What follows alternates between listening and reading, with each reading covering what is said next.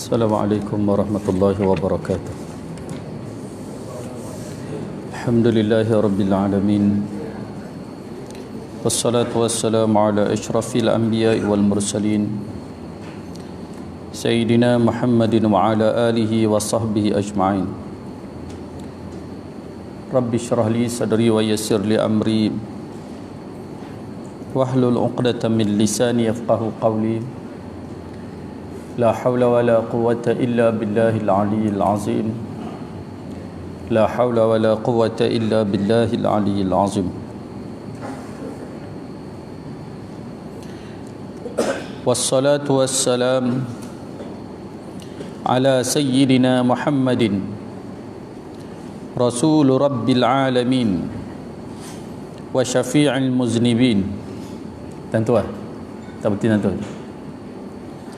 Dan rahmat Allah dan salamnya atas penghulu kita Nabi Muhammad, Tuhan sekalian,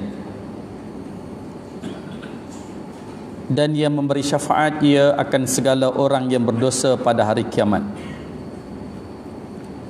Wa ala alihi wa ashabihi wa itratihi tahirin salatan wa salaman daimin ila yaumiddin.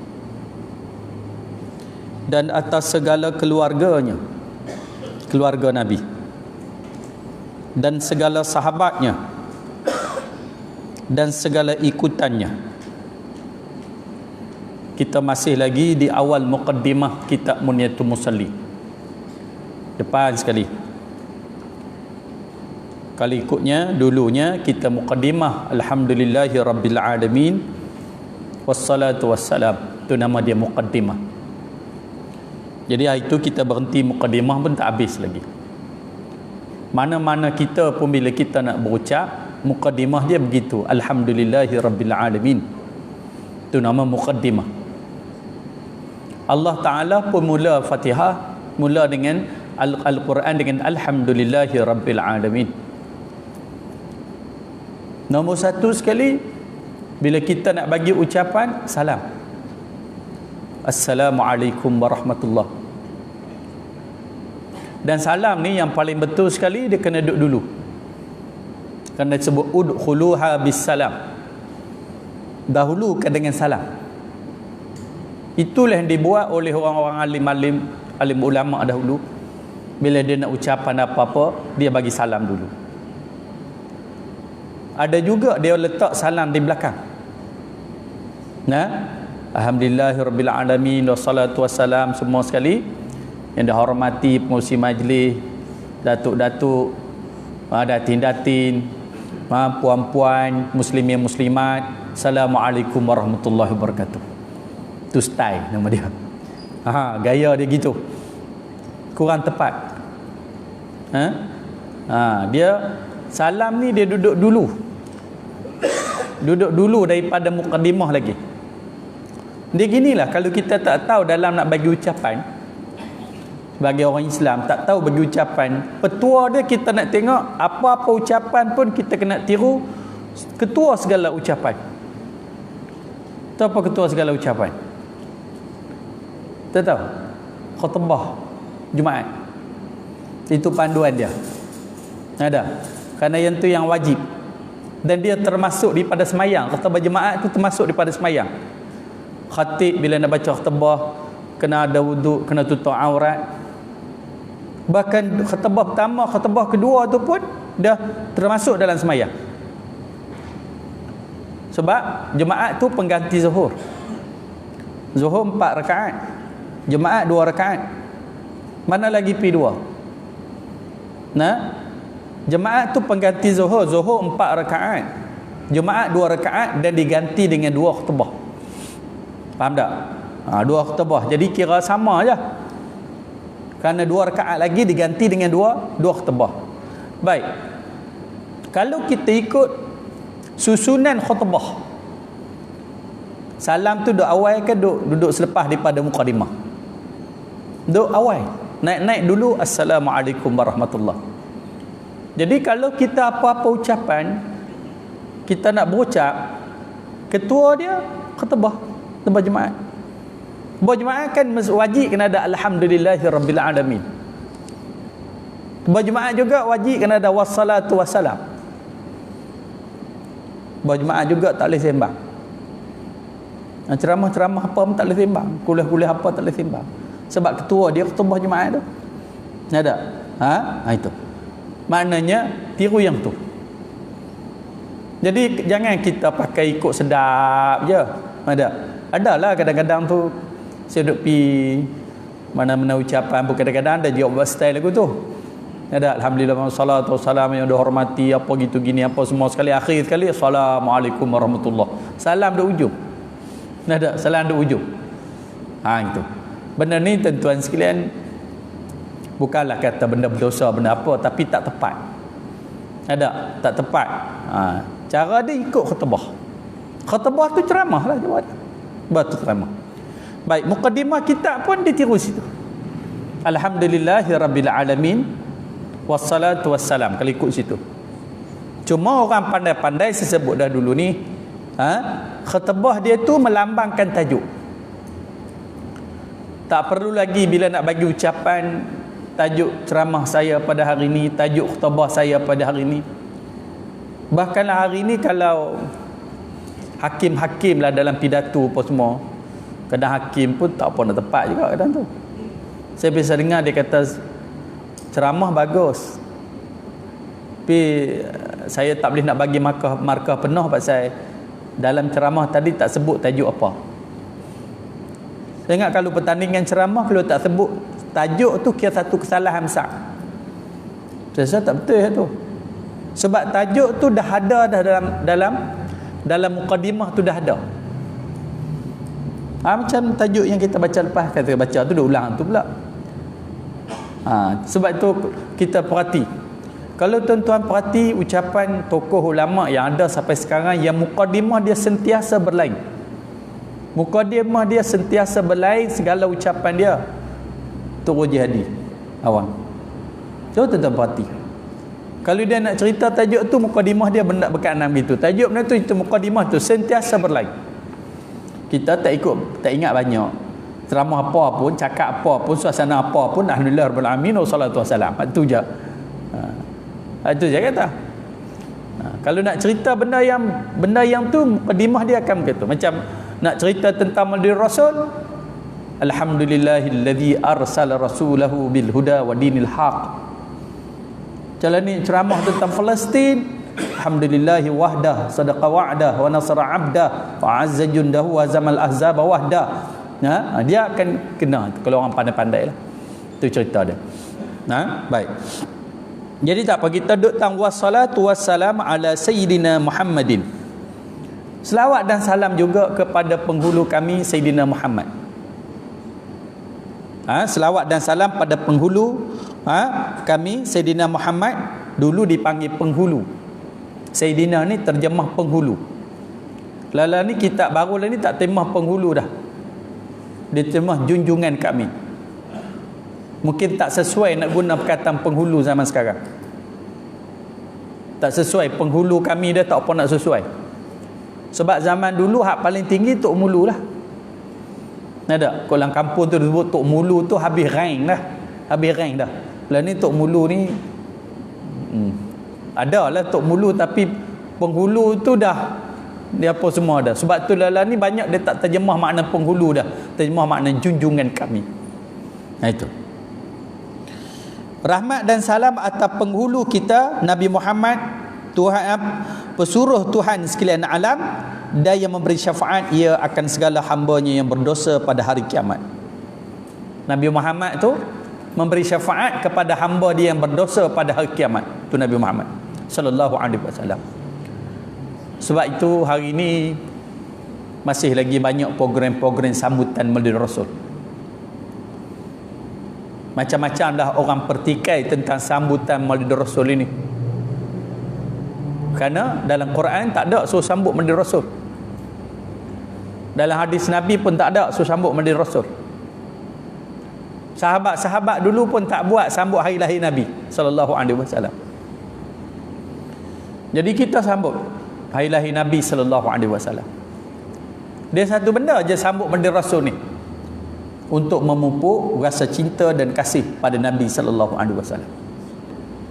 Kerana kita orang Islam ni kena cinta kat Nabi. Kalau tak ada cinta pada Nabi, dia orang yang beriman tetapi iman dia tak ada manis. Orang panggil halawatul iman, tak ada kemanisan iman, tak ada. Apa jadi kalau tak ada kemanisan iman? Iman ni kalau tak manis sama macam gula tak manis. Gula tak ada faedah. Sama juga kalau dia mengaku kata dia beriman, dia tak cinta pada Nabi, dia tak sayang pada Nabi, maka iman tu tak ada makna. Jadi mestilah ceramah Madar Rasul itu, program sambutan Madar Rasul itu ke arah untuk memupuk rasa cinta pada Nabi. Antaranya kita kena fikir di hari kiamat. Di dunia ialah Nabi SAW buktikan kecintaan dia pada umat tu, kena belajar sejarah sirah Nabi.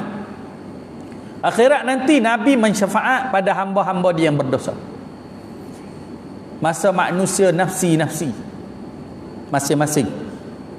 Anak tak boleh tolong mak, mak tak boleh tolong anak, bapa tak boleh tolong anak, anak tak boleh tolong bapa, abang tak boleh tolong adik, adik tak tolong abang, isteri tak boleh tolong suami, suami tak boleh tolong isteri. Seorang je yang boleh tolong. Nama dia Muhammad sallallahu alaihi wasallam. Dia tolong. Masa itulah orang panggil nampak betapa besarnya jasa Nabi sallallahu alaihi wasallam. Tapi masa tu kalau nak rasa sayang, rasa cinta, dah tak ada mana dah kiamat dah. Sebab tu pupuk rasa cinta pada Nabi sallallahu alaihi wasallam di dunia dan bawa rasa cinta Nabi sampai ke akhirat. Itu tak apalah itu. Wa ala alihi wa ashabihi wa itratihi tahirin salatan wa salaman daimin ila yaumiddin, dan atas segala keluarganya, keluarga Nabi, selawat dan salam di atas keluarga Nabi. Wa ala ali abadi Bani Hashim Bani Muttalib, daripada keluarga Nabi selawat dan salam. Wa ala alihi, keluarga Nabi. Keluarga Nabi ni ada dua.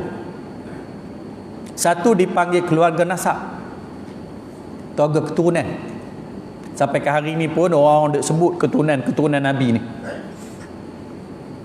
Tapi kena ingatlah skema ni ada di mana-mana. Ada orang boleh mengaku macam-macam. Nama keluarga Nabi, zuriat Nabi ni macam-macam boleh mengaku. Dan zaman akhir zaman ni macam-macam orang boleh buat, mengambil kesempatan.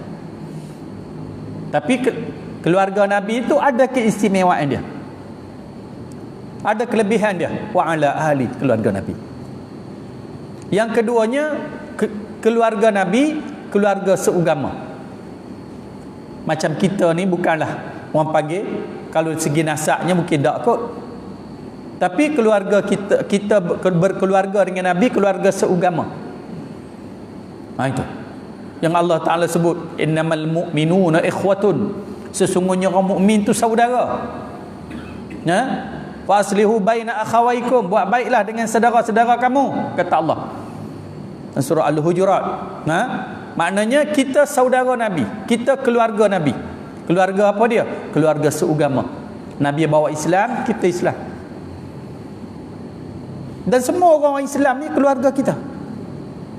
Sebab tu hari ni kita dapat merasakan kepedihan, geram, marah kepada Yahudi, Zionis Yahudi yang melakukan kekejaman terhadap umat Islam Palestin. Kenapa? Umat Islam tu saudara kita. Saudara kita. Walaupun kita tak pernah berjumpa, tapi setiap kali kita semayang, kita berhubung. Assalamu alayna wa ala ibadillahi salihin. Kita baca tahiyat. Ya Allah, sejahteralah pada kami dan saudara-saudara kami yang saleh. Tapi bila saudara kita tak sejahtera, dibom, dibunuh dengan begitu kejam, kita berasa. Jangan sampai tak ada rasa apa-apa. Kerana yang menderita itu saudara kita. Saudara kita dan saudara Nabi kita sallallahu alaihi wasallam. Kita ni termasuk daripada keluarga Nabi, keluarga seugama. Dan semua orang Islam ni adalah keluarga kita, saudara kita. Wa ala alihi, kita baca tu. Dan keluarganya keluarga Nabi. Nah itu. wa ashabih, dan sahabatnya, sahabat Nabi. Sahabat Nabi. Selawat dan salam kepada Nabi, keluarga Nabi dan sahabat Nabi. Macam mana nak jadi sahabat? Dia kena ada 4 syarat boleh jadi sahabat. Cuba tengoklah kok kita boleh jadi sahabat. Ada salah satu ni nak jadi sahabat Nabi. Gagak boleh tak?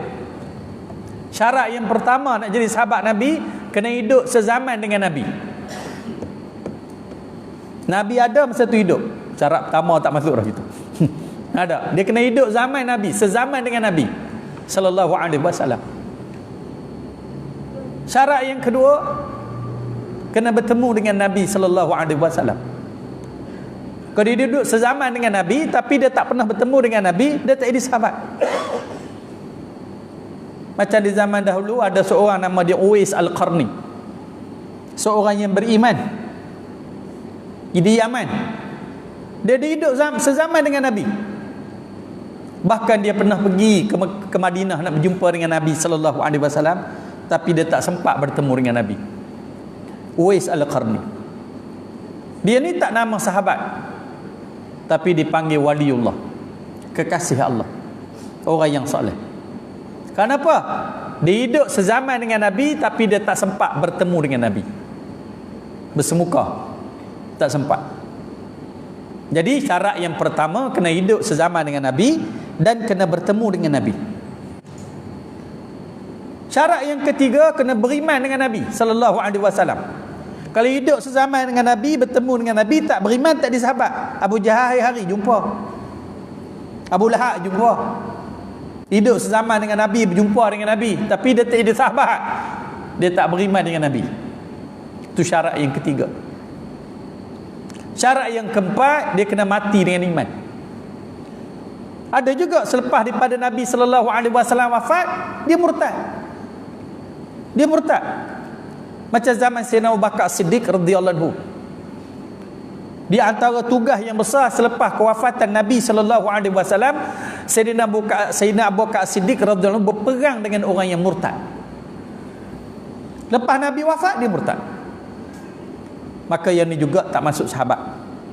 Jadi syarat yang pertama, kena hidup sezaman dengan Nabi. Syarat yang kedua, kena bertemu dengan Nabi. Syarat yang ketiga, kena beriman dengan Nabi. Syarat yang keempat, kena mati dengan iman, baru boleh jadi sahabat. Kita tak nama sahabat, kita nama umat Nabi sallallahu alaihi wasallam. Ummatul ijabah. Umat Nabi ni ada dua kalau belajar. Satu dia panggil ummatul da'wah, yang keduanya panggil ummatul ijabah. Umat yang sampai dakwah Nabi, sampai dakwah Nabi. Yang satu lagi nama dia ummatul ijabah, umat yang sampai dakwah Nabi dan dia terima dakwah Nabi. Ijab, dia terima dakwah Nabi. Kita mudah-mudahan kalangan umat Nabi sallallahu alaihi wasallam yang terima dakwah Nabi. Itu yang kita sebut wassalatu wassalam, doa, selawat dan salam.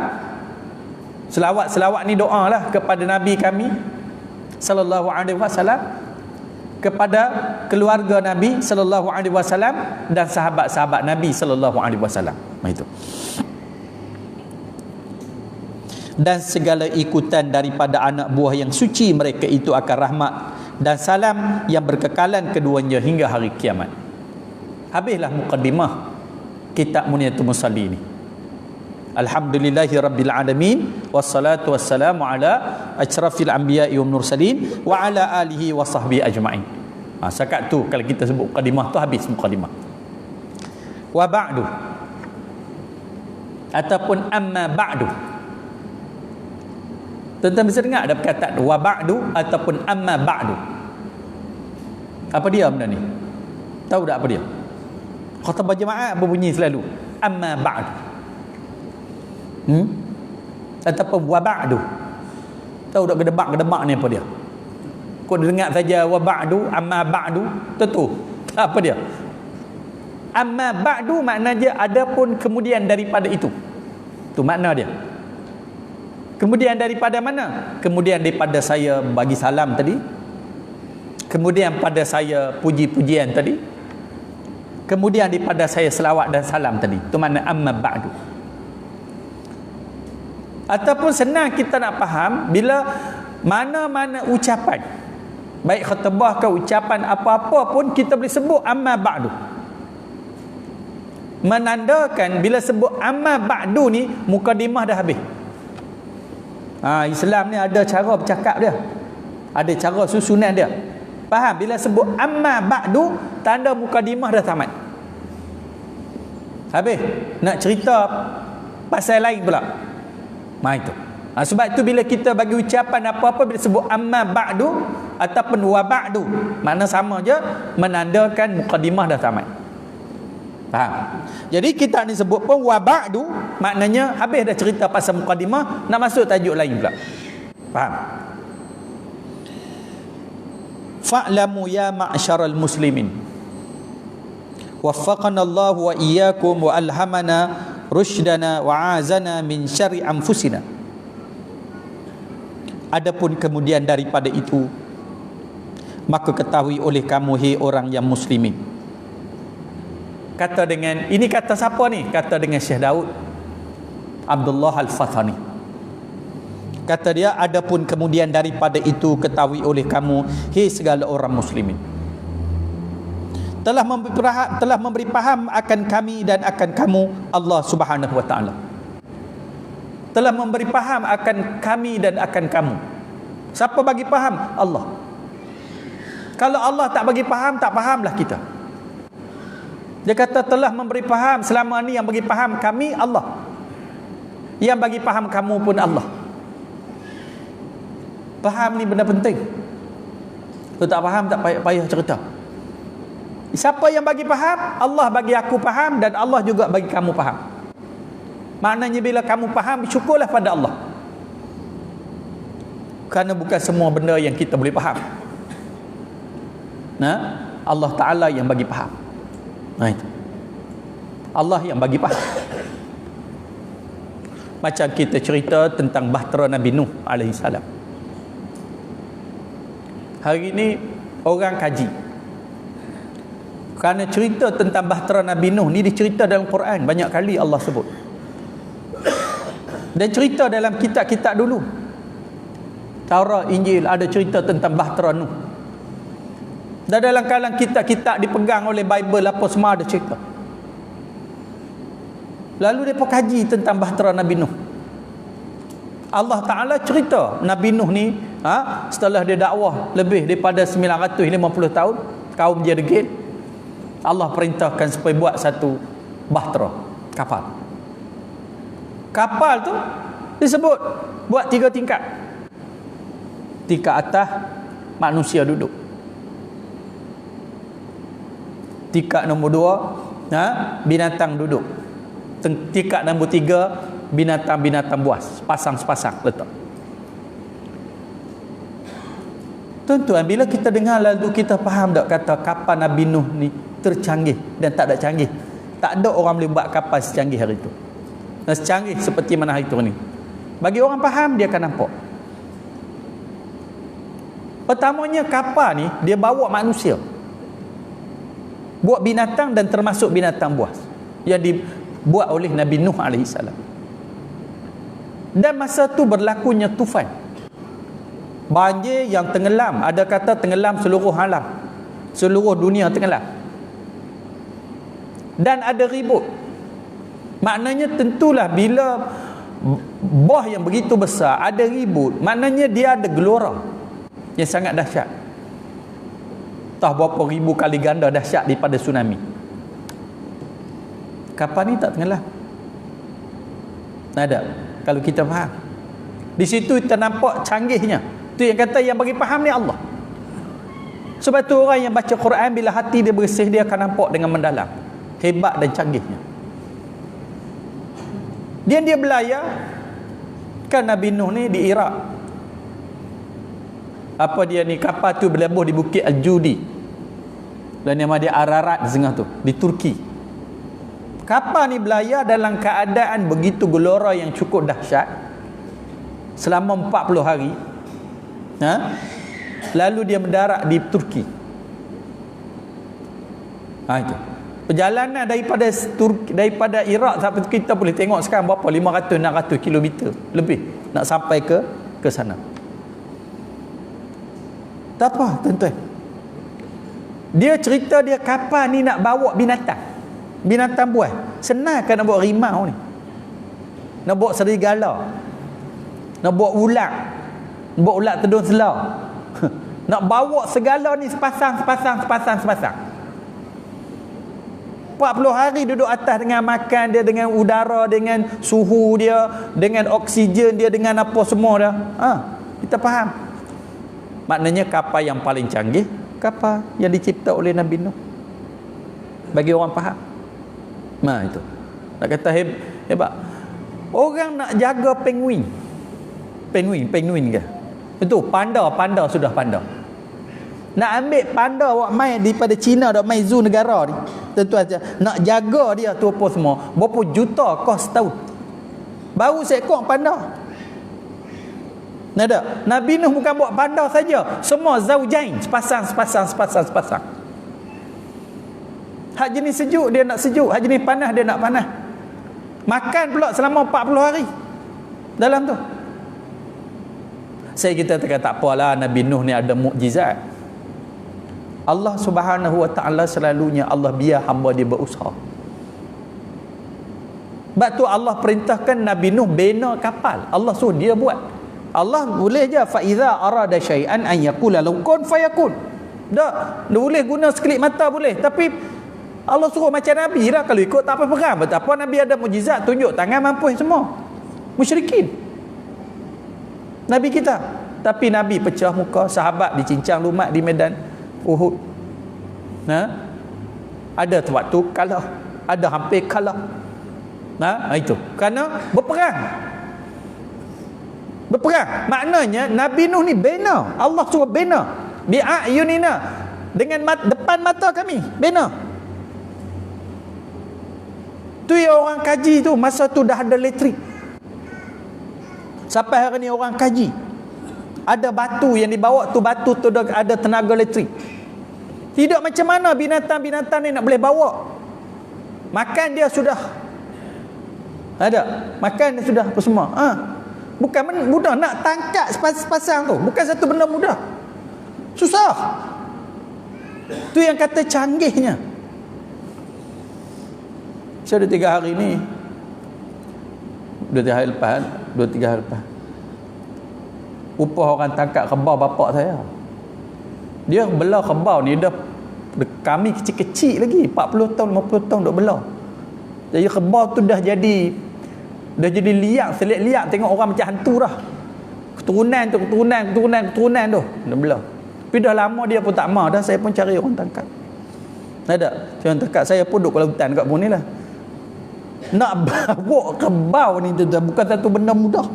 Nak tangkap dia, nak kepung dia, nak kisah dia, nak bubuh pelali dia, nak angkat daripada pagi sampai ke malam, esok sambung pula. Tu kebau. Tuan-tuan sekalian, ni Nabi Nuh alaihi salam bawa binatang sepasang. Datang kapal. Dalam tu ada rimau. Rimau makan lembu. Dalam tu ada lembu. Ada singa makan kambing. Dalam tu ada kambing. Nak pi kawal tu macam mana? Tak beriman, kafir lah. Kerana Allah Ta'ala cerita Nabi Nuh bawa apa semua. Ini cerita dalam kepala kita sebut bahawa itulah kapal yang paling canggih. Hari ni tak ada lagi kapal yang boleh bawa semua binatang yang sesuai dengan semua binatang yang duduk dalam kapal tu. Tak ada. Habis sangat orang bawa kapal terbang kambing. Buat kambing saja. Dia tak campur kambing dengan rimau. Tidak mampu. Dia tak campur. Tapi Nabi Nuh alaihi salam dia bawa semua sepasang. Bayangkan dia sekat makan, minum, udara, apa semua. Itu orang kaji.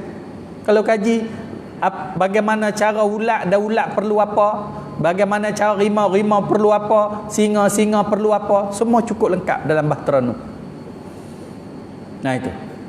Ceritalah orang nak bawa penguin ni di Langkawi tu sudah. Nak bubuh tu, nak kena bubuh udara dia, nak kena apa semua. Itu cerita. Orang faham, dia faham. Betul. Quran dia cerita asas. Nada. Sebab itu kita minta bila kita belajar Quran, kita diberi kepahaman oleh Allah.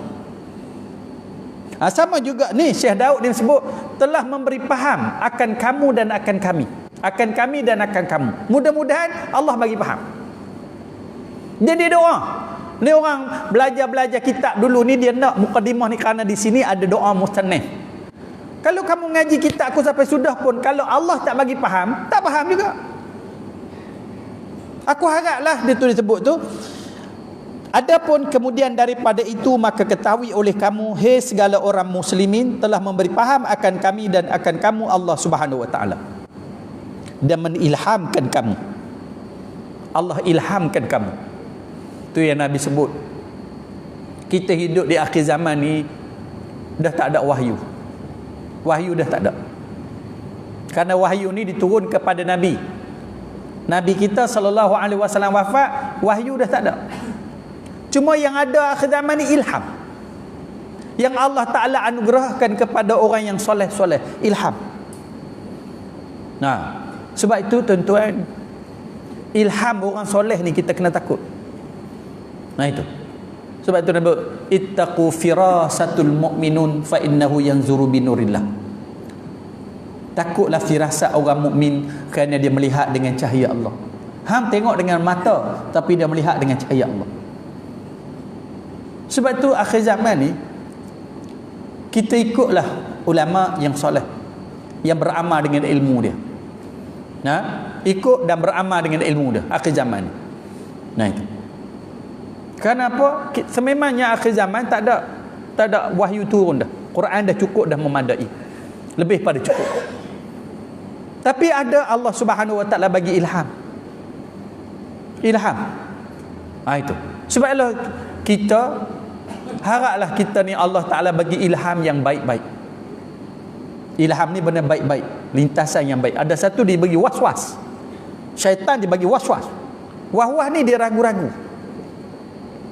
Sebab tu kadang-kadang dia buat apa pun jadi, kena. Kena. Kenapa? Diilhamkan oleh Allah Subhanahu Wa Taala. Dia buat jadi.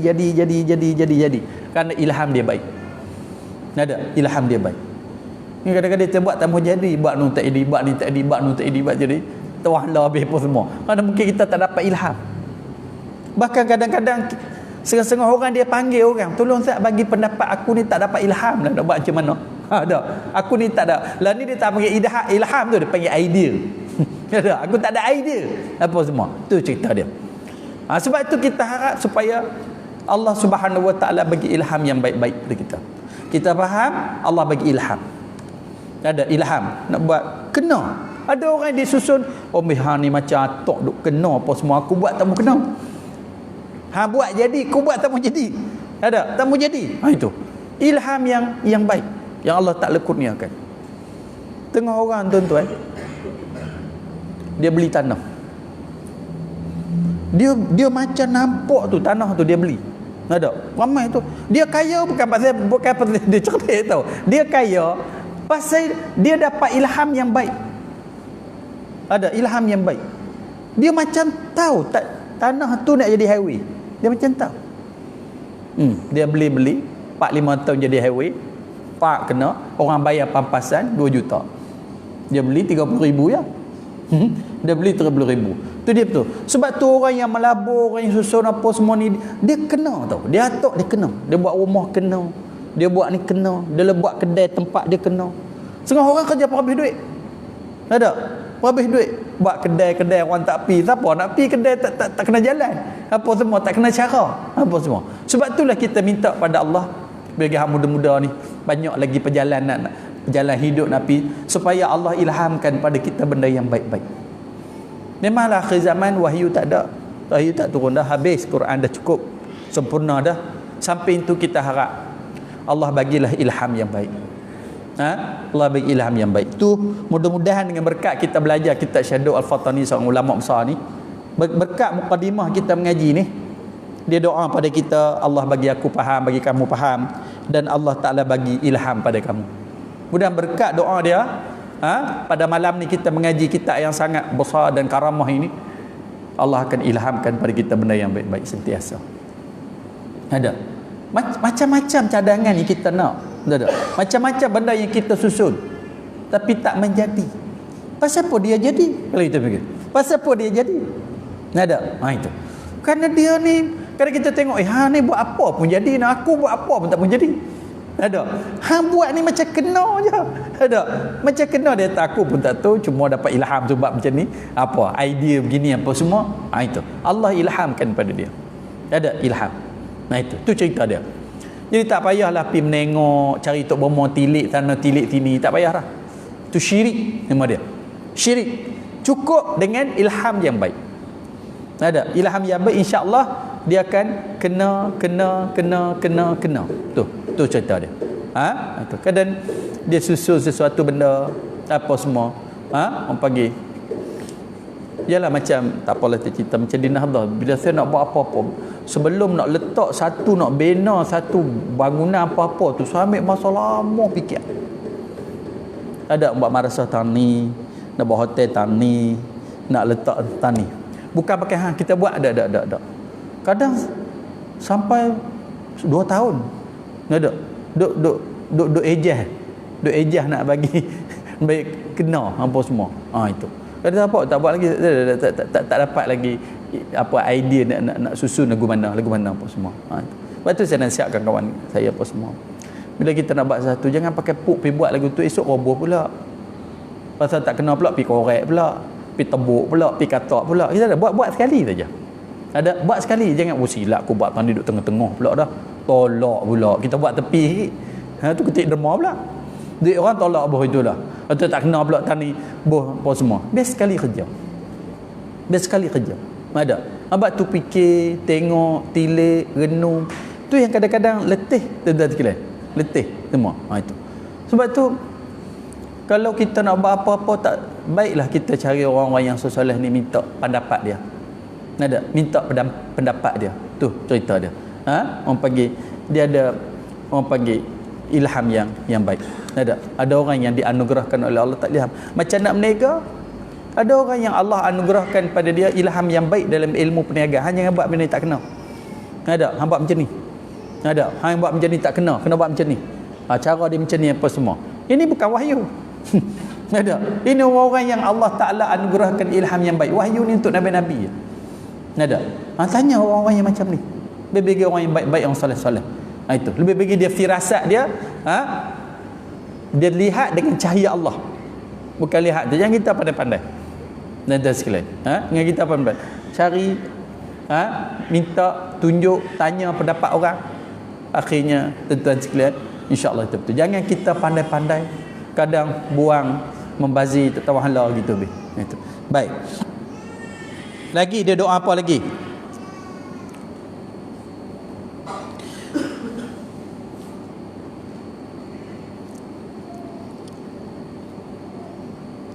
Dan kamu cerdik. Ni orang dulu, dia guna sebut bahasa-bahasa positif dulu. Dan kamu cerdik. Aku doakan kamu cerdik. Cerdik pun sebenarnya yang penting juga, tuan-tuan. Allah, kamu, apa dia sebut tadi? Allah bagi kamu faham, Allah bagi ilham kamu, dan kamu cerdik. Dan kamu cerdik. Itu. Dan dilindungkan daripada kejahatan diri kita. Dilindungkan daripada kejahatan diri kita. Kita minta lindung daripada kejahatan diri kita. Tengok orang lain sebut tu. Tuan-tuan, kita gagal ni bukan orang lain. Diri kita sendiri, kejahatan diri kita. Dilindungkan daripada kejahatan diri kita. Tak ada siapa pun buat kita gagal. Kita yang buat kita gagal. Tapi masalahnya bila gagal, nampak orang lain. Itu yang masalah. Soal apa semua. Ada baru ni depa, saya selalulah bila pergi makan kedai orang ni, dia kalau kenal tuan-tuan tu dia duduk sebelah ya. Itu. Lepas tu makan dia tanya, Ustaz ada nampak apa dak kedai saya ni? Selalu lagu tu. Lemah perut lah aku. Ada nampak dak kedai saya ni macam mana? Aku tak nampak apa elok pun. Ada. Kalau lepas kita duk makan tu, lepas makan tak gitu ke kedai mi duk sebelah tu ada pasal tu. Adalah benda tanya, Ustaz ada nampak apa-apa? Aku tak nampak apa pun. Masalahnya orang tak apa nampak kedai saya lah ni. Ada. Cuba tuan-tuan tengok kedai-kedai orang Siam, kedai-kedai petani yang panggil apa semua. Dia tak taruh lama kedai dia. Kalau tengok dalam 4-5 tahun dia ubah. 4-5 tahun dia ubah. 4-5 tahun dia ubah. Kerana kalau benda tu duduk macam tu saja, tak ubah-ubah, tuan-tuan sekalian, orang pun tak perasan ada ke tak ada. Kerusi merah tu sampai naik berkurat atas sampai bawah dah. Nak tak? Sampai signboard pun runtuh setengah dah. Meja pun dah sengit kiat dah, apa semua duk lagu. Pi bila pun duk lagu tu je. Bukan soal orang buat tak buat, memang tak perasan. Ada tak ada tak perasan. Dah tak? Sebab dia duk tentu. Macam signboard lah tuan-tuan. Kita yang baru lalu kita tengok signboard tu. Ni pi kelang lama, ni pi junjung, ni apa semua. Kita duk lalu kot tu. Kita tak tahu kata signboard tu ada. Padahal duk ada. Pasal apa? Tak pernah tengok pun. Nak tengok pasal apa? Duk ada sedia, memang aku pun tahu lagu tu. Bukan benda tu tak ada. Tak perasan. Jadi kadang-kadang bila lalu tu orang hang buka dah kedai aku, tengok 3 hari dah kedai hang tutup dah lalu. Hang tutup ke? Bila dia dengar orang kata lagu tu, tahu siapa buat pergi pagar kedai aku pula ni. 2-3 orang dah pergi kata lagu tu.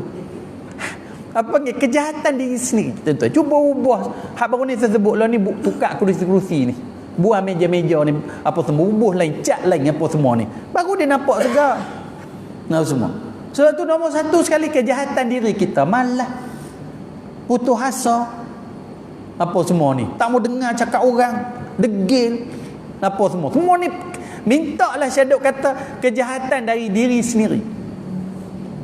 Tuan-tuan, Syahid Al-Fatani ni ulama yang hebat, yang berkarang, yang karang ratusan kitab, yang tebal-tebal. Kalau kita fikir macam mana nak karang, macam mana nak karang, ada orang boleh buat, kita baca pun tak boleh habis. Ulama besar-besar karang sampai kitab berpuluh-puluh jilid. Kenapa? Dia dapat ilham yang baik, dia cerdik, dia beri kepahaman oleh Allah Subhanahu Wa Taala, dia dilindung daripada kejahatan diri kita. Tuan-tuan, kita gagal ni daripada kejahatan diri sendiri, bukan orang lain. Gagal dalam hal dunia, gagal dalam hal akhirat. Jangan duk salah orang lain. Pasal kita malas, kita penyegang, kita putus asa, kita tu yang menyebabkan kita gagal. Nah, tu kita kena ingat. Macam sebutlah tuan-tuan sekalian, kalau kita ni saya dah sebut selalu dah, kalau kita rajin dah, kita tak susah. Baik duduk di mana pun, termasuk duduk di kampung pun. Kalau orang duduk kampung, tuan-tuan sekalian, duit berlambak . Kalau dia kerja dengan rajin, waktu rehat dia rehat, waktu kerja dia kerja. Tapi kalau main duk ngangor kok kedai kopi ni, siapa pun susah. Siapa pun susah. Tu tadi. Biarlah kita jadi orang yang rajin. Jangan diri kita tu musuh kita. Sebenarnya yang tu paling banyak. Ada dalam diri sendiri. Ni. Baik, tu. Habis.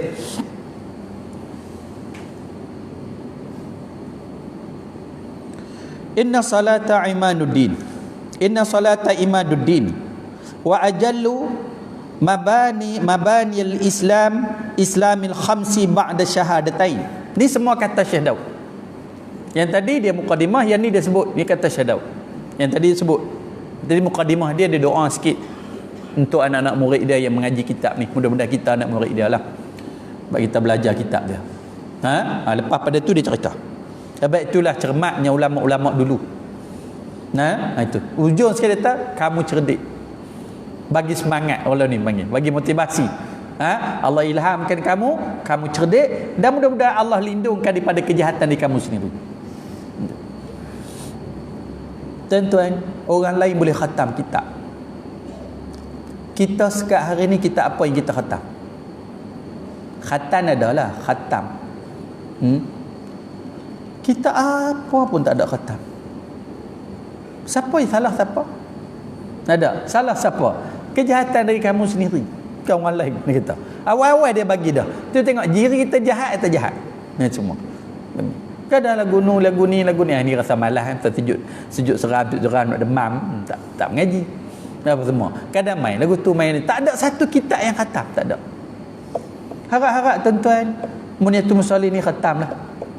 Kalau mati tengah jalan, tuan-tuan sekalian, saya akan tuan-tuan harap matilah menuntut ilmu. Tuan-tuan sekalian, lepas daripada azab kubur, azam nak khatam. Ada. Kalau kita tak boleh khatam, bukan pasal orang lain, siapa nak marah kita? Sebab tu tuan-tuan, kita kena belajar, lebih-lebih tua ni lagi-lagi lah kena belajar. Sebab kita ni banyak silap, banyak salah.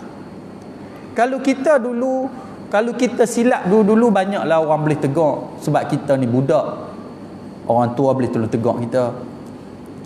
Kita ada mak ayah tolong tegur kita. Kita ada tok wan boleh tegur kita. Tua-tua ni siapa nak tegur? Silap kita siapa nak tegur? Orang pun sebut dia tu tua bakar dah, fikir ambil sendirilah. Orang kata itu. Ada. Tua bakar dah, beruban dah, fikir ambil sendirilah. Maknanya orang tak mau tegur kita. Kecuali kalau kita hidup bersila depan tunggu, serah kat tunggu dah entuk tak kepala. Yang kata tua ni tak silap, kadang tua dia jadi lagi tau. Lagi tua lagi jadi, macam tua keladi tu. Lagi tua lagi gatal. Keladi hak merah tu lagi gatal. Kat keladi ni memang gatal, tuan-tuan sekalian, tapi hak merah nak mampus itu lagi gatal. Ada lagu tu. Tu orang tua dulu panggil tua keladi ni, lagi tua lagi gatal. Bagi tu cerita dia. Sebab tu kena belajar, kena mengaji. Itu majlis ilmu ni kena ada. Sebab apa macam kata tadilah, jangan diri kita tu musuh kita. Jangan. Kalau tuan-tuan pegang macam Syekh tolong doa kat kita ni tuan-tuan, insya-Allah apa-apa kita berjaya. Pertama, kita kena cerdik. Dia kata tadi. Yang kedua, kita minta diilham yang baik. Yang ketiga, kita faham. Yang keempat, jangan diri kamu jadi musuh kamu. Cuma pegang 4 perkara ni yang nak Syekh Daud sebut ni. Cuba kamu usaha dalam bidang kehidupan dunia kamu. Kamu berjaya. Ada? Kamu berjaya. InsyaAllah berjaya. Tu cerita dia. Baik. Adapun kemudian daripada itu, habis. Dan bahawasanya semayang 5 waktu itu tiang agama. Dia kata dia nak cerita semayang 5 waktu ni tiang agama. Semayang ni tiang agama. Itu. Dan yang terlebih besar kejadian daripada rukun Islam yang 5 perkara, kemudian daripada mengucap 2 kalimah syahadah. Dia nak cerita dah pasal nama kita ni Muniyatul Musalli, cita-cita orang semayang. Tentulah dia nak cerita dulu apa itu semayang. Semayang ni dia kata tiang agama. Yalah, siapa rumah ke apa ke, kalau tak ada tiang dia roboh. Masjid kita ke, tiang ni sangat penting. Kalau tak ada tiang dia roboh. Tiang tak kukuh roboh. Tak kira rumah batu, rumah apa pun. Dia kata dulu rumah ada tiang, sekarang rumah tak ada tiang. Siapa kata tak ada tiang? Saya ni kontraktor, saya tahulah. Dia kata, ada yang kata lagu tu. Ni rumah dulu pasal ada tiang, sekarang mana ada rumah ada tiang. Mesti ada tiang. Cuma tiang dimasuk dalam dan simen plaster sekali pun semua. Ni tiang semua. Semua ada tiang. Dalam tiang tu pula kena ada besi pula. Ada. Kalau besi tak kukuh, bangunan tu runtuh. Itu. Sama juga agama tiang dia semayang. Kalau semayang tak, agama dia roboh. Tuan-tuan, dulu-dulu kita bercakap orang tak semayang. Saya rasalah lah ni tuan-tuan sekalian, ramai lagi orang tak semayang pada dulu. Tuan-tuan sekalian, cuba kita perhati anak-anak kita. Terus perhati orang lain, perhati anak-anak kita. Anak-anak kita tuan-tuan sengah pada tu kebanyakan kalau tak suruh dia tak semayang. Ada? Tak suruh dia tak semayang. Itu. Tak semayang. Tu cerita dia. Nak kena suruh ni, suruh sentiasa. Saya mungkin berlain sikit kot dengan tuan-tuan sekalian. Anak-anak saya ni duduk depan saya. Sampai kahwin lah tuan-tuan semua. Dan tak masuk mana-mana asrama. Besar depan saya. Bawa semua. Tu cerita dia. Kenapa tu saya jadi takut lebih. Takut lebih. Apa semua. Tu cerita dia. Cerita dia hari-hari suruh. Mayanglah tak? Mayanglah tu. Saya rasa macam mana kalau kita tak ada? Hari-hari suruh. Mayang. Suruh. Sebab tu saya, kalau subuh ni cerita tuan-tuan tak apalah cerita. Kalau saya bangun pukul 5.30 saya tak cukup masa. Memang jadi kelang kabut 5.30 ke subuh. Paling lewat saya kena bangun pukul 5. Memang kadang-kadang lewat agak 5.30, kadang-kadang letih ingat apa. Tak ada. Iyalah nak main sikit, nak semak kitab, nak mengajar tiap pagi saya mengajar. Apa semua. Ni masa nak pergi gerak anak-anak ni subuh ni. ronda gerak apa semua lagi. Bukan kena sekali tau. Sekali tak jadi. Kena 2 tidak pun 3. 2 tidak pun 3. Tuan-tuan sekalian. Itu. Tu cerita dia. Takutlah ni tak semayang. Kadang-kadang saya suka tanya budak-budak hak mengaji ma'had ni. Tu mengaji ma'had tahfiz. Hak bagus-bagus Hak tak bagus tak apa dah. Hak bagus-bagus mengaji tahfiz. Hafal Quran kalau tak habis pun 5-16 juzuk lah jugalah. Ada 5-16 juzuk duduk jaga. So lepas habis keluar pergi kerja ke mana gini apa semua sekarang ramai. Kadang-kadang bila tanya hampa semain cukup ke tak? Dia tak jawab. Dia nak bohong depan ustaz tak berani. Ada semua. Itu. Setengah time mengaku tak semayang. Hak mengaji pondok, hak mengaji tahfiz habis tak semayang. Tu hak mengaji tu. Ada. Macam mana lah kalau turun malam petaka apa na'udzubillah min zalik macam Gaza macam apa semua. Bagaimana? Tuan-tuan sekalian. Ini. Nak tak semayang. Muka orang semayang tak semayang lagu lain kenal. Tuan-tuan sekalian. Bila dia pergi dunia luar tak semayang. Dia main handphone daripada maghrib tu sampai isya, sampai pukul 3 pagi maghrib isya, sampai subuh tak semayang. Ni dunia sekarang. Berjayalah zaman TikTok, zaman Facebook, zaman apa Instagram ni yang musuh Islam nak bagi umat Islam lalai ni, jayalah tuan-tuan sekalian. Main tu. Kita pun kalau baca Quran ni 2 line tu lama tak kira. Kalau main datang tu dia kaih pergi setengah jam sat je berasa. Kau duk kaih letak kepala pukul 9 sampai pukul 11. Ni tua bakar ni. Budak kalau tua pun dia pukul 9 sampai pukul 11 baru tidur.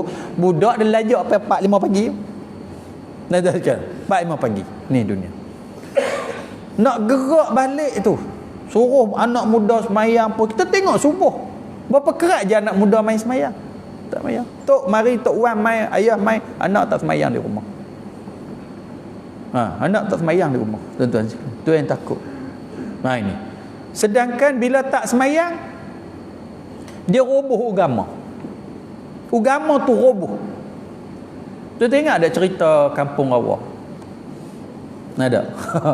Saya ingat sejarah Kampung Rawa dulu. Masa tu saya bujang lagi tapi saya mengajar masjid Kampung Rawa. Ada.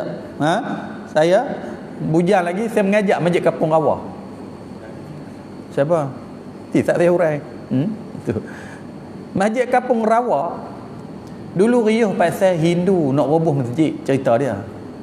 Ada ingat tuan, saya ingat kan. Hindu nak roboh masjid.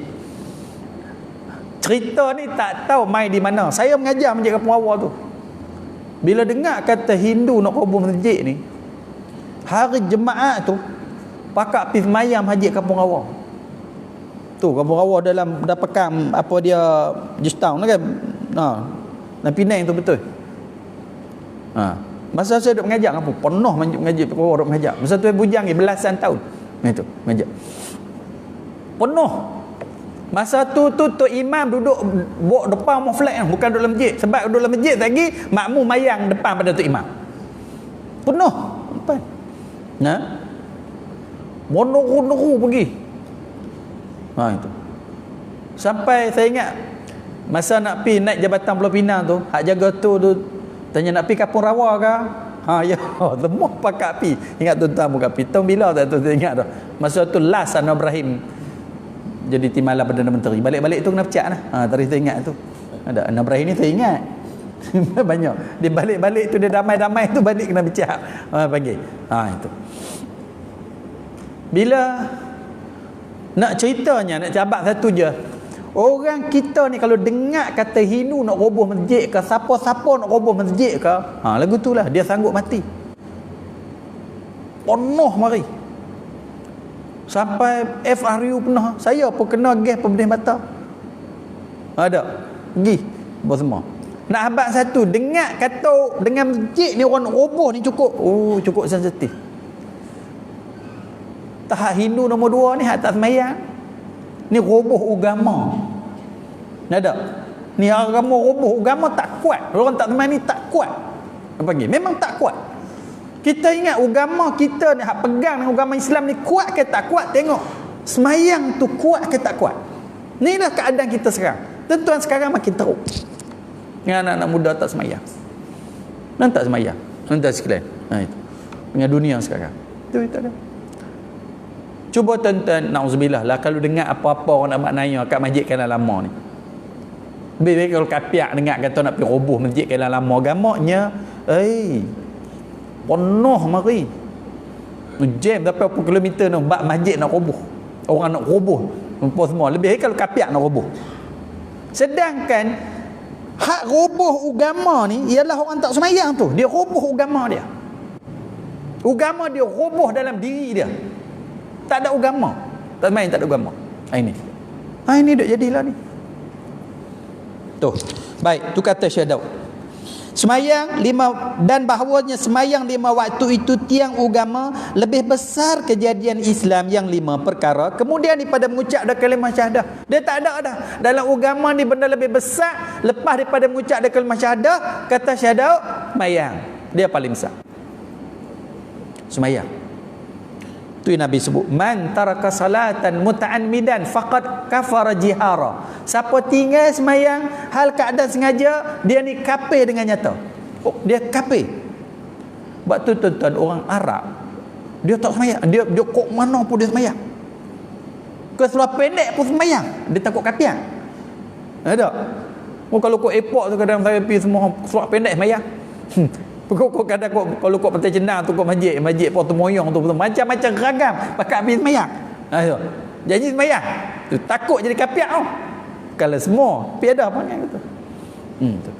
Siapa tinggal semayang hal keadaan sengaja, kafir dengan nyata, Nabi sebut. Jadi hak tak semayang ni kafir. Banyak orang kafir. Hak kafir sah. Ada ni hak kafir tak semayang ni lagi ramai. Cuma adalah ulama tafsir makna kafir tu. Ada ulama kata orang tak semayang ni memang kafir sebab Nabi sebut kafir lah. Ada ulama takwilkan maksud kafir sini kufur nikmat. Bila tu dia rasa sejuk sikit. Buat semua. Dia tak semayang ni kafir. Tu cerita dia. Inilah sebab itulah kita ingatlah ni tuan-tuan. Umat Islam ni dibala. Macam sekarang umat Islam dibala di Palestin. Semua kita berdoa. Semayang hajat, berdoa, tadah, tangan, pohon, apa semua. Tapi Gaza terus dibom. Israel terus dia angkuh, sombong. Mati beribu-ribu, hospital dibom. Mati apa semua. Satu dunia berdoa, tadah, merayu pada Allah Subhanahu Wa Taala. Cuba kita fikir kenapa Allah tak dengar doa umat Islam yang berdoa pada Allah Subhanahu Wa Taala? Banyak kali dah. Seolah-olah Allah tak dengar doa kita. Cuba orang Islam ni satu dunia, termasuk kita hari ni, duduk pasal apa Tuhan tak mau dengar doa aku? Kalau kita doa tu tak mau dengar, buka esok berita dibom lagi, dibunuh lagi, dibom lagi, dibunuh lagi, apa semua. Harapan kita bila kita berdoa, Allah bagi kemenangan pembebasan Palestin. Dah 75 tahun. Umat Islam terus berdoa kepada umat Islam Palestin ni, tetapi bumi Palestin dulu panggil Palestin, lah tak panggil Palestin dah, panggil Gaza. Tinggal panggil negeri dah. Macam dulu panggil Kedah, sekarang tak panggil Kedah dah, panggil Kelang Lama. Kelang Lama ni sebahagian daripada Kedah, tapi Kedah tak sebut dah, sebut Kelang Lama. Pasal apa? Ada Kelang Lama je. Nabi faham. Pilih apa semua. Dulu sebut Palestin. Lah tak sebut Palestin. Gaza. Mana Palestin? Mana Palestin? Orang dah ambil sikit. Cuba duduk saat kita lah. Hak duk tadah tangan berdoa pada Allah Ta'ala ni siapa? Siapa? Orang makan riba, orang sokong kezaliman, orang lawan ulama, orang caci ulama, orang maki ulama, orang tak semayang, orang tak keluar zakat. Segala dosa ada ni, menyebabkan Allah tak angkat doa. Allah tak angkat doa. Ladap sikit sangat. Betul lah itu, ya Allah, aku ni hamba mu berdosa. Betul lah, berdosa. Banyak sangat dosa. Bunyi bang mak tak tahu je. Hayya Allah salah, tak pi pun masjid. Mai semayang, seru tak pi pun. Tiba saat ni kita nak bercakap umat Islam kena bala. Apa pertolongan pun kita tak boleh tolong. Hanya tolong doa saja. Takut doa pun tak boleh tolong. Kita sebut kata doa ni senjata orang mukmin. Kita tahu kan sejarah Sayyidina Umar radhiyallahu anhu. Satu ketika bumi Madinah tu gempa bumi. Madinah gempa bumi, bergegar bumi Madinah. Orang tak tahu nak buat macam mana dah. Kalau bumi Madinah ni musnah, di situ ada Nabi SAW zaman pemerintahan Sayyidina Umar, hancur Madinah ni. Madinah ni pusat pemerintahan Islam. Ni ada. Sekarang lah Madinah ni. Orang menggelabah nak buat macam mana? Nak buat macam mana? Lalu pergi cari jumpa Amirul Mukminin. Baru Mukminin. Macam mana bumi Madinah bergegar apa semua? Sayyidina Umar bila bumi tengah bergegar ni, dia turun tengah padang, dia tampak bumi. Wahai bumi, diam. Faham? Tampak bumi, diam. Bumi bergegar tu, diam. Ni kata-kata orang soleh. Sengat tak bergerak dah. Bumi pun dengar. Itu. Kita ni nak dengar kah segala doa-doa kita? Macam-macam maksiat, macam-macam muka ada. Ni dalam keadaan kita cerita Gaza, dalam keadaan apa semua pun, TV, radio, apa segala maksiat jalan macam biasa. Jalan macam biasa. Membagi segala maksiat. Ini tuan-tuan sekalian. Tadi saya nak main tadi. Tak kata apa, Yusuf telefon, Usuk nyanyi tu kan. Yusuf dia rajin telefon saya. Dia kata, Ustaz, 2-3 hari ni saya nak menyanyi pun rasa tak gamak nak nyanyi. Pasal apa? Duk kenang ke Gaza tu. Kata baguslah kata. ada rasa apa semua bagus kata. Saya nak menyanyi pun duk keluar lagu baru nak menyanyi pun kata duk kenang kat Gaza ni. Pasal saya berasa lega juga nak muda ada perasaan gitu. Tuan-tuan sekalian. Ini. Macam mana? Yang bohong ni, yang sebutkan sekali bohong apa? Sebatu malaikat rahmat lari. Bohong. Kerana malaikat rahmat ni busuk, dia berbau orang bohong ni, tak boleh duduk dekat. Bohong ni merata-rata. Bercakap gelong, bercakap tipu, bercakap bohong, bercakap apa, merata-rata ada. Nak dengar ke doa kita? Pemimpin bohong. Bohong ni hang bagi apa? Bohong tak darat ni tak. Bohong beradak. Bagi. Bohong, nipu, apa semua. Cakap lagu ni buat gini, cakap gini buat gini apa semua. Lepas tu kita duduk tanah, tak ada tangan dah sangkut pula apa dia serban plastik atas dada apa semua ni. Macam mana? Tuan-tuan sekalian. Doa kita takut Tuhan tak angkat. Kita tengok Badar menang, Uhud kalah. Allah buat 2 contoh ni. Uhud kalah ni pasal apa? Tak menang ni pasal apa? Akal fikir kalau Badar menang, Uhud lagi menang. Kalau akal fikir. Kerana Badar ni peperangan yang pertama kali. Perang pula bukan di bukit dia apa semua. Perang di dataran. Bukan ada gunung apa semua. Medan Badar gitu. Lepas tu Badar pula, depa sahabat yang nak pi tu bukan persiapan nak perang, tak ada niat nak perang, tiba-tiba jadi perang. Orang Islam 313 lebih, musyrikin dengan siap bala tentera 1000 lebih, menang Badar. Menang. Uhud kalah. Uhud orang Islam duduk atas bukit, musyrikin duduk bawah. Orang Islam lebih ramai daripada medan Badar. Uhud. Tentera orang Islam lebih baik daripada Badar. Kena banding baik sikit. Orang Islam dah ada pengalaman di Badar, boleh bawa pergi ke Uhud. Macam-macam kelebihan di Uhud kalau nak dibandingkan di Badar. Semua kita tahu Badar menang, Uhud kalah. Kalah pasal apa? Kerana mereka langgar satu saja perintah Nabi sallallahu alaihi wasallam, jangan turun daripada bukit ini sebelum terima arahan daripada aku, jangan tinggal bukit ini. Ada sebahagian kecil beberapa orang umat Islam yang tunggu di bukit pemanah tu, mereka turun. Satu saja lawan perintah Nabi, tak menang. Tak menang. Patulah ni kita harap Palestin menang. Tapi dalam masa yang sama, hak langgar perintah Nabi ni satu lah. Ni hak kita ni. Hak langgar perintah Nabi ni satu pun tak menang dah. Lah kita tu fikir orang lain lah. Fikir kita yang tak ada tangan untuk Palestin ni. Itulah kita kena berdoa. Tapi kita ni siapa? Yalah, siapa pun tuan-tuan sekalian buat dosa, ada kesalahan, siapa pun tuan-tuan sekalian. Tapi takut pasal dosa kita, Allah Ta'ala tak angkat doa. Dan memang kita harap, dan kita dengar pun cerita baru ni seronok bila tentera-tentera berjaya masuk dalam Israel apa semua.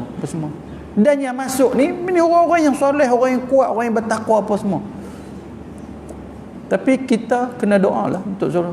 Tapi itulah takut dengan keadaan sekarang. Hak tak semayang, berlambat-lambat hak tak semayang. Tu cerita dia. Habis. Wa mahalluha minad din mahallur ra'si minal jasadi faka'annama fakama annahu la hayata liman la ra'sa lahu fakadzalika la dina liman la salata lahu kadzalika warada fil akhbar. Tempatnya daripada agama seperti tempat kepala pada tubuh. Dia kata semayang ni kalau agama, kalau tubuh kita macam kepala. Apa jadi kalau orang tak ada kepala? Tak boleh hidup. Sebab tu bila sembelih kepala ni tak nanti kerak semua, potong sikit saja pun mati dah. Tambah putus semua kepala, tu tentu tak boleh hidup. Dia kata semayang ni pada agama ni macam kepala. Aku tak ada kaki boleh hidup, cuma dia cacat. Tak ada tangan boleh hidup, cuma dia cacat. Gigi tak ada, berlambak pun boleh hidup, pakai gigi palsu. Tak ada, kalau gigi tak ada. Tapi kalau kepala tak ada, kita biasa jumpa kau orang cacat tapi kepala tak ada, lari habis, orang kata hantu. Tak ada, lari habis. Dia kata semayang ni dalam agama macam kepala pada tubuh. Maknanya kalau orang Islam tak semayang, macam orang tak ada kepala, tak nama orang. Orang panggil hantu. Sama jugalah tak nama Islam kalau tak semayang, tak nama Islam. Pentingnya semayang tu macam kepala pada badan. Bolehkah kita hidup tanpa kepala? Tak boleh. Begitu juga nak kata dia beragama macam mana kalau tak semayang? Tak beragama lah jawab dia. Tu cerita dia. Tak agama. Lah ni tuan-tuan sekalian, cita-cita kita nombor satu sekali ialah kita nak anak kita pandai berjaya apa semua. Kalau kita seorang bapa, seorang ibu, anak pinak kita ni semayang 5 waktu tak tinggal, tuan-tuan dah berjaya dah. Seorang bapa, syukurlah zakat tu tuan-tuan sekalian. Waktu kadang-kadang duk fikir pi hantar anak pi mahad ke, hantar anak pi pondok ke, mana-mana asrama ke tuan-tuan. Tuan-tuan lega banyak dah. Tuan-tuan tak payah susah hati dah. Maghrib dia semayang jemaah, Isya dia semayang jemaah, Subuh dia semayang jemaah, Asar dia semayang jemaah, Zuhur dia semayang jemaah. Memang semayang. Masa dulu memang semayang. Tak semayang dia kena. Dia kena. Kadang saya duk fikir, Allah, tang ni mak pak dah lega dah. Tang semayang tu dia tak fikir dah. Kalau duduk 5 tahun 6 tahun tak semayang dia tak fikir dah. Kita yang fikir. Kita yang fikir. Duduk di rumah belum tentu boleh. Sebab tu kalau nak hantar pergi mana sekolah mana apa semua pun pergilah, tapi cari hak jaga semayang. Jaga semayang. Itu. Lepas tu kadang-kadang tahu ya Allah, dia semayang jaga 5 waktu. Memanglah mahak ke pondok ke apa semua. Tu ada. Kerana kalau tak semayang macam tubuh tak ada kepala. Itulah. Nak kata lagu mana? Macam kata dah. Awal-awal saya duk sebut dah. Mudah-mudahan Allah bagi kamu faham. Mudah-mudahan Allah bagi kamu cerdik. Mudah-mudahan Allah bagi kamu ilham. Sebab apa dia nak cerita ni kena fikir. Tu dia cerita. Semayang ni macam kepala pada tubuh. Semayang ni macam kepala dan tubuh. Kalau kamu cerdik, kamu boleh faham dah semayang tu penting mana. Kalau Allah bagi ilham pada kamu, kamu dah nampak dah semayang tu hebat tahu mana, macam kepala pada tubuh. Sekat tu saja. Awal tadi dia sebut dah. Faham? Mudah Allah bagi ilham pada kamu. Faham? Itu dia.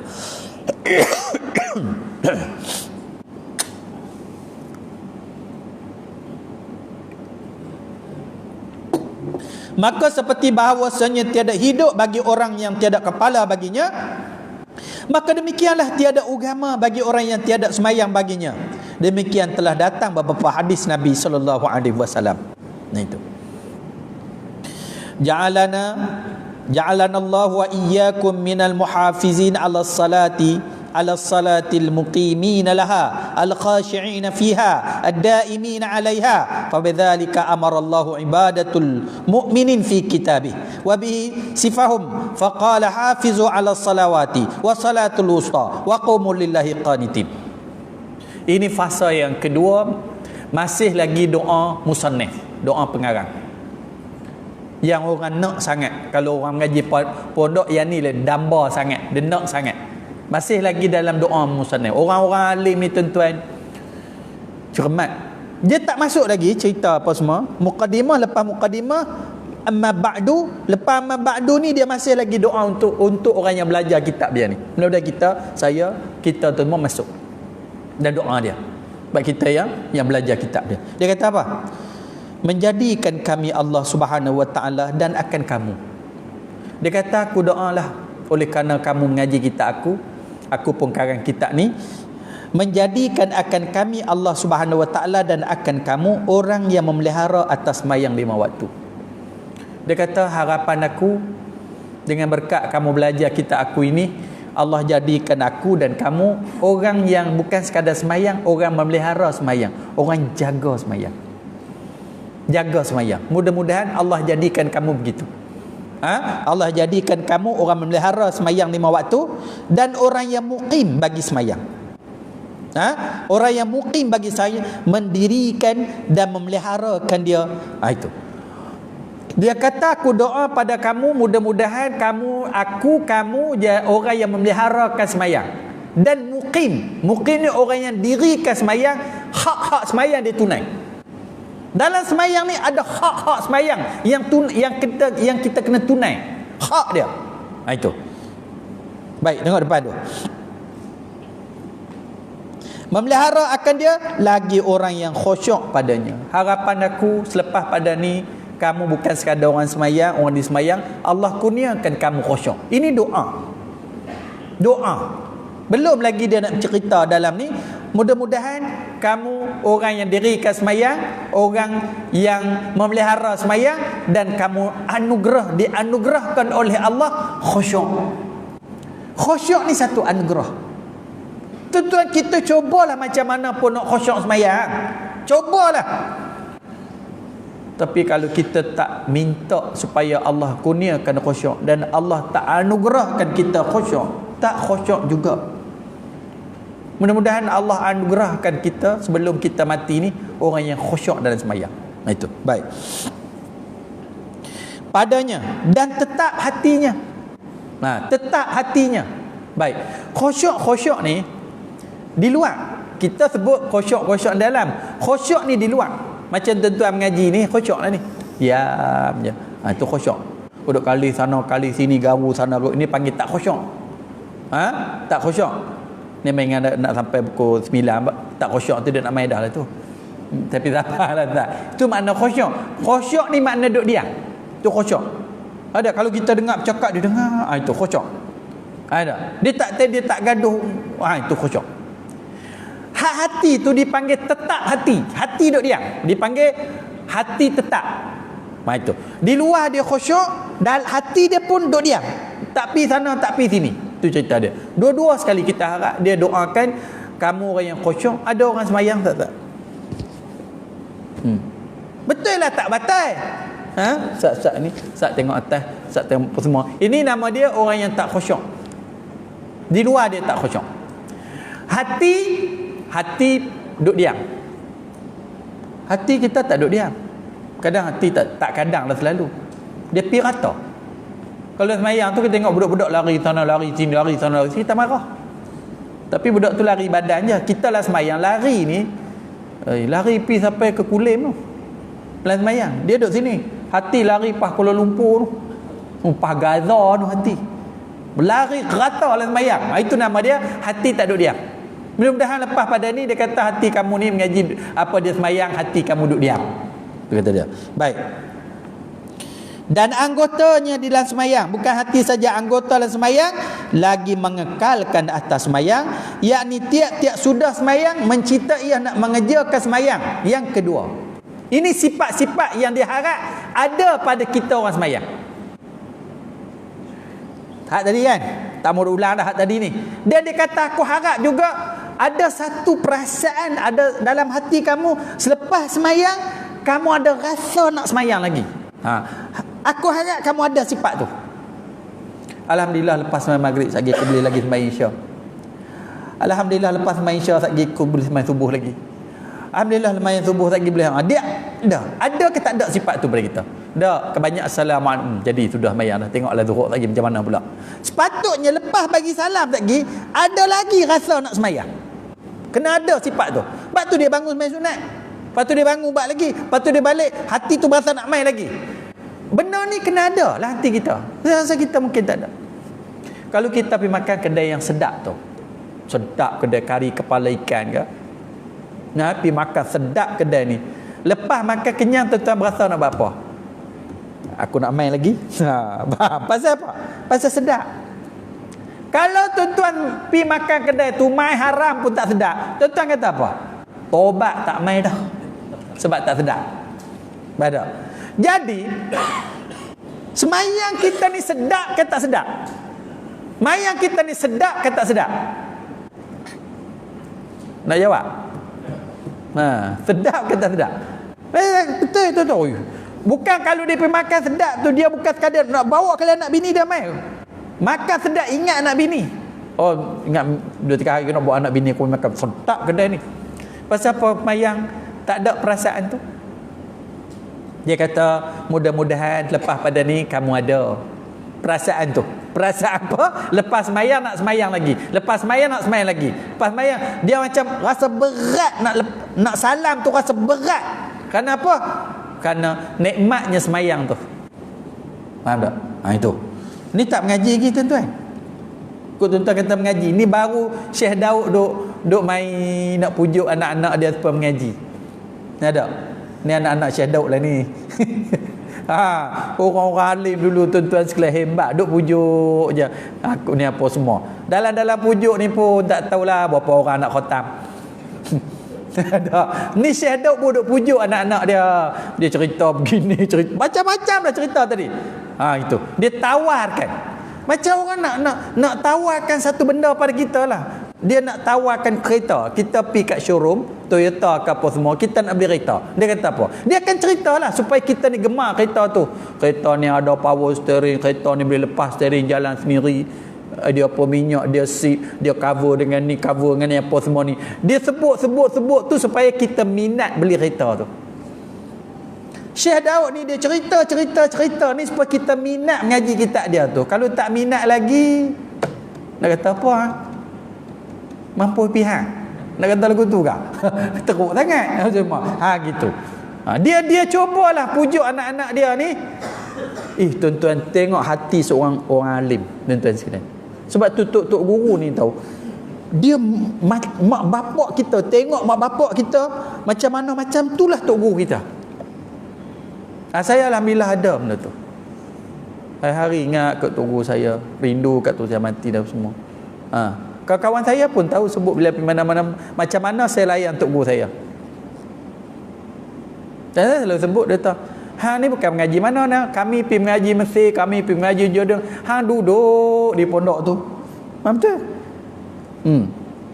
Kawan-kawan saya balik Mesir tu, dia pergi pondok lah, datang ni lagi. Aku nak pergi zaman aku duduk sana, duduk dengan tok guru jelah. Apa semua. Dia balik pun semua. Gagah balik, dia pergi belajar luar apa. Saya duduk situ. Ya, nak pergi mengaji luar, duit tak ada. Tak ada, duduk tentu semua. Lepas habis belajar, balik pula, saya dah tentu. Lah, orang lain berhenti, hang duduk ada lagi. Duduk ada semua. Orang panggil semua. Tu itu dia. Dan saya jaga tok guru saya. Tak ada. Jaga. Dia tak apa lah mujuk lah, ni dapat berkat tok guru. Ya, aku mengaji kan pandai sangat, bodoh pun. Tak ada. Tentu sekalian itu. Sebab ni, Syekh Daud ni dia cuba menggemarkan orang-orang belajar kitab dia ni. Ada belajar kitab dia. Tu dia doa macam-macam tu.